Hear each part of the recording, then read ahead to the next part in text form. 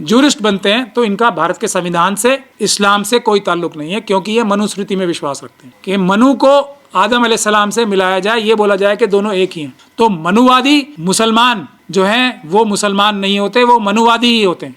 तो अरशद मदनी साहब ने आज नकाब चेहरे से उतार दिया इस बड़ी मीटिंग का। बाबा साहब डॉक्टर भीमराव अंबेडकर ने मनुस्मृति जला के भारत का संविधान लाया था। जो अशराफ और अजलाफ की जो दरार डाली है, ये यही मनुस्मृति के मानने वाले लोग जो मुस्लिम धर्म में घुस आए हैं कुछ।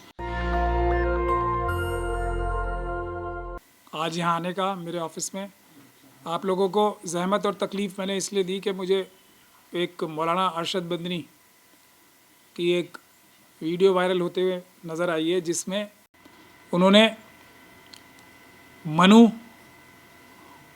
और आदम अलैहिस्सलाम को एक ही बताया। ये मेरे लिए बहुत ही ज़्यादा शॉकिंग था, और जिस चीज़ के लिए हम लोग जो अम्बेडकरवादी हैं इतने दिनों से संघर्ष कर रहे हैं, इतनी मेहनत कर रहे हैं पूरे देश को ये समझाने के लिए कि इस देश में, इस मुल्क में दो ही वाद हैं, एक मनुवाद और एक अम्बेडकरवाद। यानी कि अम्बेडकरवाद है जो भारत के संविधान के हिसाब से देश को चलाना चाहता है, जो भारत का संविधान ये कहता है कि सभी मज़हब को आज़ादी है अपना अपना मज़हब पालन करने के लिए, मानने के लिए, और इंसान के बराबर होता है, कोई बड़ा या छोटा नहीं होता है। एक सोच ये है। दूसरा है मनुवाद, जो ये कहता है कि इंसान के बराबर नहीं होता, सब लोग ब्राह्मणों की सेवा करने के लिए पैदा हुए हैं, बाकी सब लोग, ये यानी कि ब्राह्मण सबसे ऊपर होता है, उसके नीचे सब लोग होते हैं। छुआछूत होनी चाहिए, और कुछ लोगों को एक जगह से पानी नहीं पीना चाहिए, कुछ लोगों को घोड़ी, अगर शादी है तो घोड़ी नहीं चढ़ना चाहिए। ये मनुवाद है, यानी कि इंसान के बराबर नहीं होता, छोटा और बड़ा होता है। यही दो वाद हैं बुनियादी तौर पे। तो मैं इस बात को बार बार कहता रहा हूँ कि मुस्लिम कम्युनिटी के जो टॉप लीडरशिप है वो डायरेक्टली या इनडायरेक्टली सब आरएसएस यानी कि मनुवादी मानसिकता के गुलाम हैं, उनके साथ हैं और उनके इशारे पे काम करते हैं।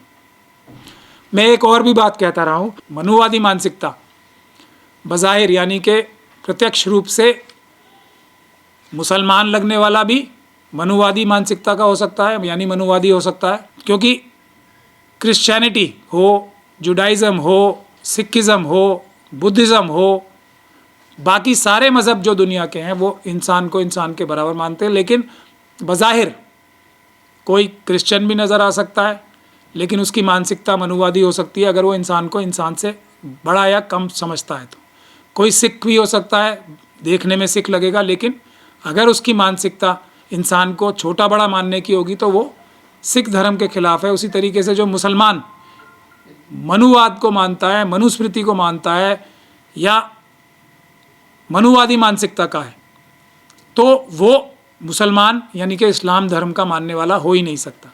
ये बात हम लोग बार बार कहते रहे हैं।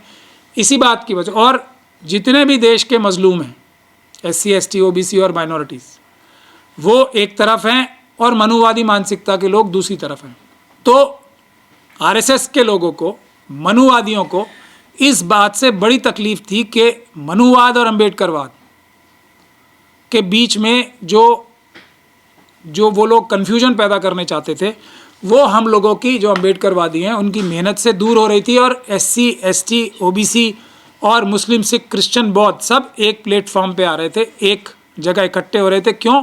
क्योंकि हम सभी मनुवादी मानसिकता को रिजेक्ट करते हैं, मनुवादी मानसिकता को नहीं मानते, मनुवादी मानसिकता का विरोध करते हैं, और ये कहते हैं कि इंसान के बराबर होता है और सबके लिए न्याय बराबर होना चाहिए। तो अब मनुवादियों के मन में बहुत कुलबुलाहट थी, बहुत परेशान थे, अम्बेडकरवाद से ही परेशान है सबसे ज़्यादा, और उन्हें किसी चीज़ से कोई फ़र्क नहीं पड़ता, और चीज़ें तो वो खुद ही कराना चाहते हैं।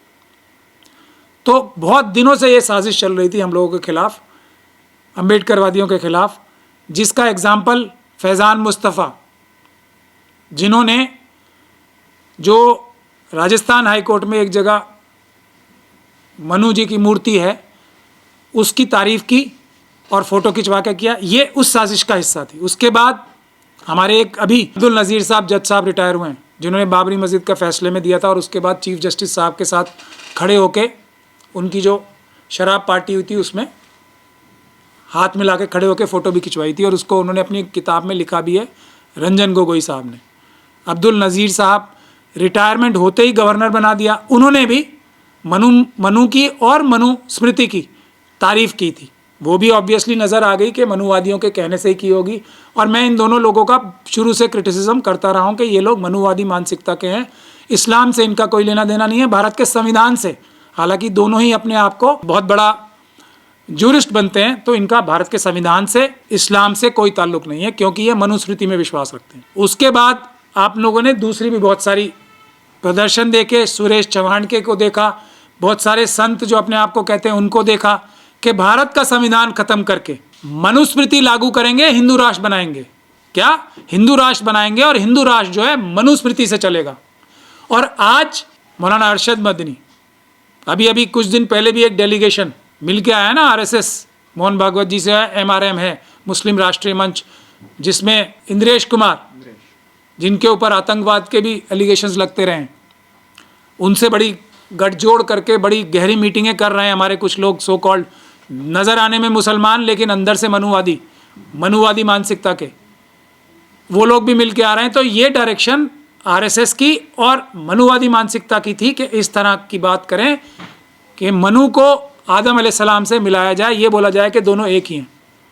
क्या कोई भी जुडाइज़म मानने वाला, यहूदी मज़हब को मानने वाला, क्रिश्चियनिटी को मानने वाला, सिखिज़म को मानने वाला, इस्लाम को मानने वाला, जैनिज़म को मानने वाला, लिंगायत मज़हब को मानने वाला, कबीर को मानने वाला, रविदास को मानने वाला, रायदास को मानने वाला, कोई भी इंसान ये कह सकता है कि मैं मनुस्मृति में विश्वास रखता हूँ, मनु हमारे मजहबी रहनुमा थे, ऐसा कोई भी कह सकता है? सिर्फ वही कह सकता है जो मनुवादी मानसिकता का हो, जो दिल के अंदर, दिल से तो मनुवादी हो, ऊपर से मुसलमान, सिख, क्रिश्चियन, बौद्ध या कोई और मज़हब का बन के दिखा रहा हो, ताकि इन मज़हबों के लोगों को बेवकूफ़ बना के धोखा दिया जा सके। दिल में तो उसके मनुवादी ही है, और ये मनुवाद इंडिया से ज़्यादा पाकिस्तान में है। पाकिस्तान तो बज़ाहिर एक इस्लामिक कंट्री कहता है ना अपने आप को, लेकिन वहाँ की जो एस्टेब्लिशमेंट है, वहाँ की जो गवर्नमेंट है, वो भारत की गवर्नमेंट से ज़्यादा मनुवादी है। वहाँ आज तक ज़मींदारी एक्ट एबॉलिश नहीं हुआ है। वहाँ आज भी आम इंसानों को, हालांकि कहने को तो इस्लाम मज़हब के ही मानने वाले हैं, जानवर से बुरी तरह ट्रीट किया जाता है। जो ज़मींदार कम्युनिटी के लोग आते हैं, देख लीजिए वहाँ की आप लोग, वहाँ की जो रिपोर्ट्स हैं वहाँ आप देख सकते हैं। खुद इस्लाम मज़हब के मानने वाले, इस्लाम मज़हब के मानने वालों को जानवरों से ज़्यादा बुरा ट्रीटमेंट करते हैं। वही ट्रीटमेंट जो यहाँ मनुवादी मानसिकता के लोग शेड्यूल कास्ट, शेड्यूल ट्राइब और ओबीसी के साथ करते हैं, वही एग्जैक्ट बिहेवियर वहाँ इस्लाम धर्म के मानने वालों के साथ, इस्लाम धर्म के मानने वाले ही जो देखने में नज़र आते हैं मुसलमान, वो वही बिहेवियर करते हैं। ये सच्चाई है। तो मनुवादी मुसलमान जो हैं वो मुसलमान नहीं होते, वो मनुवादी ही होते हैं। तो अरशद मदनी साहब ने आज नकाब चेहरे से उतार दिया। इस बड़ी मीटिंग का ड्रामा उन्होंने चाहे कुछ भी किया हो, लेकिन असली मकसद ये था कि मनु को, जो बाबा साहब डॉक्टर भीमराव अंबेडकर ने मनुस्मृति जला के भारत का संविधान लाया था, तो बात ये थी कि मनु को आदम अलैहिस्सलाम से मिला के मुस्लिम कम्युनिटी को SC ST और OBC से दूर करने की साजिश है। और RSS ये चाहती है कि मुसलमानों को बेवकूफ़ बना के अपनी तरफ खींचने की कोशिश करे, अपने schedule caste, schedule tribe, OBC भाई और बहनों से दूर। ये कभी नहीं हो सकता, क्योंकि ये सिर्फ इस्लाम के ही खिलाफ नहीं है, भारत के संविधान के भी खिलाफ है, और हर एक मज़हब के जो मनुस्मृति को नहीं मानता उसके खिलाफ है। तो हम सब लोगों को ये साजिश समझनी चाहिए। ये अरशद मदनी और इनके भतीजे जो हैं महमूद मदनी, ये सब मनुवादी मानसिकता के हैं। इन्हीं लोगों ने ये हमारे बीच में जो अशराफ और अजलाफ की जो दरार डाली है, ये यही मनुस्मृति के मानने वाले लोग जो मुस्लिम धर्म में घुस आए हैं, कुछ जो अपने आप को मुसलमान दिखाते हैं मुसलमान नहीं, हो ही नहीं सकते, ये उन्हीं की साजिश का हिस्सा है। इससे हमें बहुत होशियार रहना है। अरशद मदनी, महमूद मदनी और कोई भी इस तरह का इंसान जो मनुवाद को, मनुवादी मानसिकता को डिफेंड करता है डायरेक्टली या इनडायरेक्टली, उसका बायकॉट होना चाहिए। वो भारत के संविधान के खिलाफ है, भारत के कानून के खिलाफ है और सारे मजहबों के खिलाफ है जो मनुस्मृति को नहीं मानते, जो कि सारे ही मजहब हैं। बहुत बहुत शुक्रिया। नेशनल दस्तक की आपसे गुजारिश है कि अगर इसको बचाना चाहते हैं तो नेशनल दस्तक को सब्सक्राइब करने के लिए रेड कलर के सब्सक्राइब बटन को दबाएं, फिर बेल आइकन की घंटी दबाएं। नेशनल दस्तक को बचाने के लिए बहुत जरूरी है कि हर खबर को शेयर करें, लाइक करें, कमेंट जरूर करें।